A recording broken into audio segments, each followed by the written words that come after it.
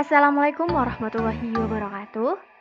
Kami dari kelompok 2 akan menjelaskan sedikit tentang pembelajaran berdiferensiasi aspek proses dan contohnya. Sebelumnya, izinkan kami memperkenalkan diri.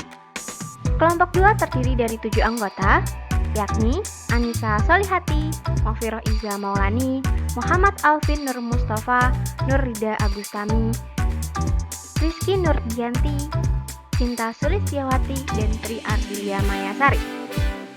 Untuk hal yang akan kita diskusikan pada video kali ini adalah mengenai pengertian pembelajaran berdiferensiasi, pembelajaran diferensiasi aspek proses, faktor pembelajaran, dan juga contoh pembelajarannya. Oke, langsung saja untuk yang pertama, pengertian pembelajaran berdiferensiasi. Pembelajaran berdiferensiasi adalah pembelajaran yang memberi keleluasaan dan mampu mengakomodir kebutuhan peserta didik untuk meningkatkan potensi dirinya sesuai dengan kesiapan belajar, minat, dan profil belajar peserta didik yang berbeda-beda. Untuk pengertian pembelajaran berdiferensiasi aspek proses, merujuk pada cara guru menyusun dan menyampaikan materi pelajaran serta memberikan dukungan kepada peserta didik dengan berbagai kebutuhan dan tingkat kemampuan yang berbeda. Selanjutnya, ada 3 faktor pembelajaran berdiferensiasi proses. Yang pertama yakni faktor kesiapan. Faktor kesiapan mencakup tingkat pengetahuan, keterampilan, dan pemahaman yang dimiliki peserta didik terkait materi pembelajaran yang diajarkan. Yang kedua, faktor minat.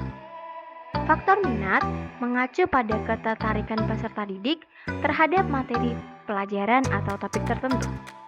Dan yang ketiga adalah profil pembelajaran. Nah, profil belajar peserta didik ini merupakan pendekatan yang disukai peserta didik untuk belajar yang dipengaruhi oleh gaya berpikir, kecerdasan budaya, latar belakang, jenis kelamin, dan lain-lain. Selanjutnya, untuk contoh pembelajaran berdiferensiasi aspek proses berdasarkan kesiapan peserta didik. Seorang guru matematika kelas 3 sedang mengajarkan mengenai perkalian 2 digit. Guru tersebut melakukan pra-asesmen dan mendapatkan pemetaan berdasarkan pemahaman konsep perkalian. Berdasarkan kesiapan anak yang didapatkan dari pra-asesmen ini, guru mengenalkan perkalian dalam berbagai cara.